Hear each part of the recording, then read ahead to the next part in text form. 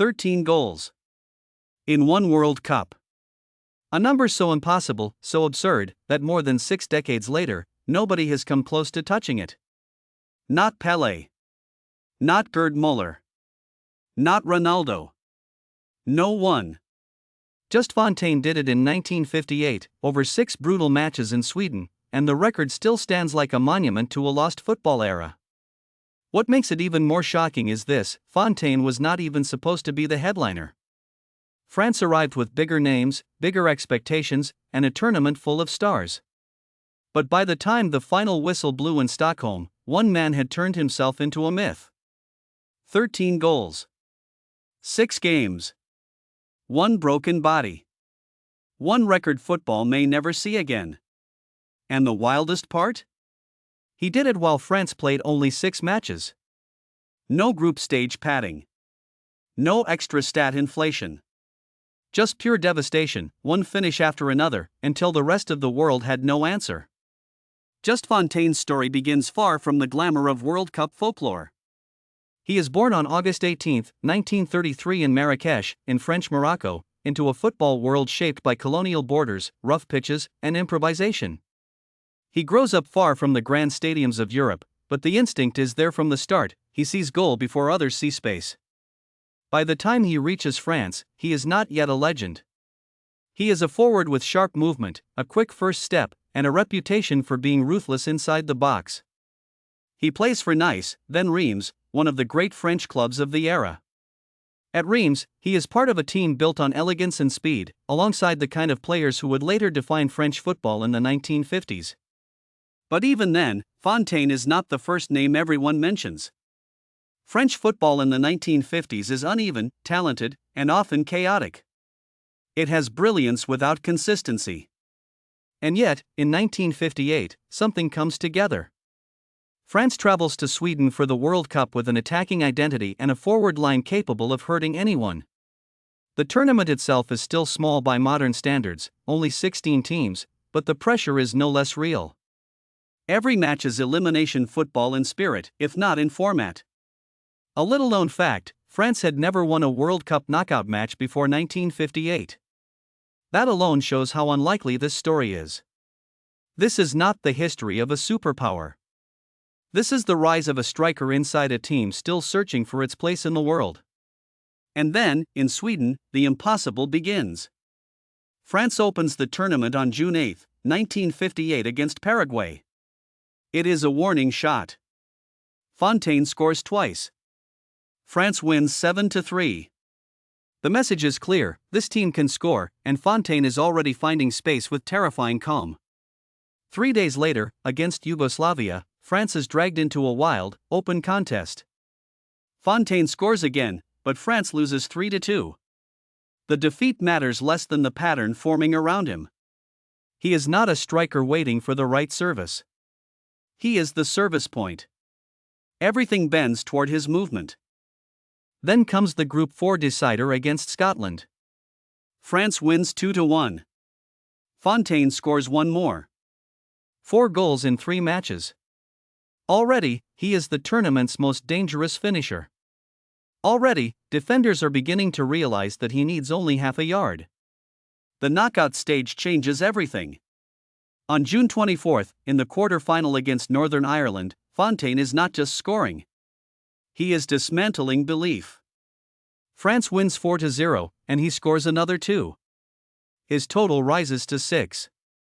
4 matches. 6 goals.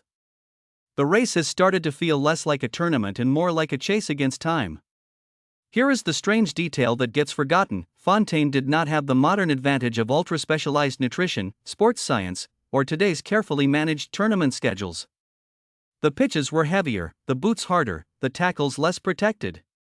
For a striker to keep converting in that environment is extraordinary. For one to keep doing it match after match is almost unthinkable. Then the semi-final arrives. France meets Brazil on June 24 in Stockholm, and the world gets a glimpse of the future. Brazil have a 17-year-old named Pelé, and the match becomes one of the defining games of the era. Brazil win 5-2. Fontaine scores for France. He is now on 7 goals. Brazil are brilliant, but Fontaine keeps his threat alive through the wreckage. And yet this is where the record chase becomes more dramatic, because France is no longer fighting for the trophy. They are fighting for third place. One more match. One more chance. One more game for a striker who has already written himself into the tournament, but has not yet finished the job. The match for third place, on June 28 against West Germany, should have been a footnote. Instead, it becomes one of the most astonishing individual performances in football history. Fontaine scores 4. Not 1. Not 2. 4. France wins 6-3, and the number explodes from 7 to 11 in a single afternoon. A hat-trick would have been enough to make him the hero. But Fontaine keeps going, keeps arriving, keeps finishing. The Germans cannot stop him. The tournament cannot stop him. At this point, the record is no longer a possibility. It is a reality. And still, the shocking part is not only the total. It is the timing. Fontaine scores in every single match France plays at the World Cup. 6 matches. 6 scoring games. An average of more than 2 goals per match. In a World Cup. Against the best opposition in the world. Then comes the detail that makes the record even more surreal. Fontaine is playing while carrying the physical cost of the tournament. He is exhausted. He is bruised. By the end of Sweden, his body is taking damage that will follow him for the rest of his life. There was no gentle preservation, no rotation culture, no modern care. Every goal cost something. And still, he was not finished. On July 5, 1958, after the tournament ends, the football world looks back and tries to understand what it has just seen. Fontaine finishes with 13 goals, a record in a single World Cup that seems too large for the format itself. It is more than the top scorers of entire tournaments from many eras. It is a number that turns a player into a benchmark for the impossible. But what makes a record immortal is not just the number. It is the failure of everyone else to catch it. For decades, great scorers have chased him. Gerd Müller scores 10 in 1970. Ronaldo finishes with 8 in 2002.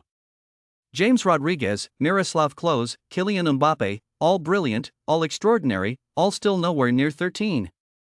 The modern game offers more matches in some tournaments, but also more tactical resistance, more rotation, more shared scoring. Fontaine's record remains untouched because it requires not just talent, but a perfect storm of form, opportunity, and destruction. The deeper truth is that Fontaine's 13 goals were not built on one type of finish. He scores with both feet, with movement off the shoulder, with instinctive runs, with the kind of striker's timing that defenders hate because it cannot be taught in a laboratory. He is not a celebrity scorer. He is a predator. And yet, strangely, his record never became the centerpiece of his own public identity in the way it might have today. Fontaine was not a global brand. He was a footballer of his time, remembered by historians, admired by fans, but never inflated by social media or endless replay cycles. The record belonged to football first, and to Fontaine second. That is part of why it feels so mythical now. The final days of the 1958 World Cup are where Fontaine's story becomes legend. France has been humiliated by Brazil, yet his own personal campaign has become unstoppable. Against West Germany, he enters the match with the entire football world suddenly aware of what he is chasing. Every touch matters. Every finish could become history. And he does not just equal history. He rewrites it. 4 goals against West Germany means the record is no longer in doubt. But the emotional weight of the moment comes from how naturally he does it. No theatrical celebration. No modern performance. Just finishing. One after another. Calm, precise, relentless. The scoreboard becomes a kind of witness statement. What is rarely mentioned is how physical the 1958 tournament was compared with the modern game. There were fewer substitutions, far less protection for attackers, and players often had to keep going even when injured. In that context, Fontaine's consistency is almost inhuman. He is not surviving the tournament. He is dominating it while being battered by it. By the end of the third-place match, the story should have been about France's third-place finish, or Brazil's rise, or the first hints of Pelé's greatness. Instead, it becomes Fontaine's stage. A striker from Marrakech, playing for France, ends a World Cup with more goals than entire teams have scored in modern tournaments. And then comes the cruel twist of football history. Fontaine never really gets a second World Cup like this. Injury interrupts his career. His future as a player is cut short far earlier than it should have been. The man who could not be stopped in Sweden becomes, in many ways, a reminder of how fragile greatness can be. He remains a hero, but the trajectory that might have made him an even larger global icon disappears. That makes the record feel even more frozen in time. It is not just that nobody has passed 13. It is that the man who said it could not build a long enough runway for the world to keep watching him chase more. And still, the numbers speak louder than nostalgia. In 1958, Fontaine scores 13 goals in 6 matches. France scores 23 goals in the tournament, and more than half of them come from him. That ratio is one of the most astonishing statistical distortions in World Cup history. It is the definition of carrying a team. There are moments in football when a player becomes bigger than a tournament. Fontaine is one of those moments. The legacy of Just Fontaine is not only that he holds a record. It is that he holds a record inside the most watched tournament in football, one that has been expanded, optimized, and modernized for generations. Every World Cup since has had more scrutiny, more data, more specialization, and still the mark remains untouched. Why? Because 13 goals in one tournament is not just about finishing. It is about the perfect convergence of form, team structure, opponents, luck, and endurance. Fontaine had all of it for 6 matches, and that combination may never happen again. His achievement also changed how the striker's role is remembered. Fontaine proved that a forward could define an entire World Cup through pure efficiency. Not through build-up play, not through branding, not through legacy reputation. Through goals. Pure and simple. In that sense, he became the prototype for every tournament hunter who followed. He remains one of football's most respected ghosts, not always the loudest name, but one of the most astonishing. When people speak about untouchable records, this is the one that survives every era. More matches have not made it easier.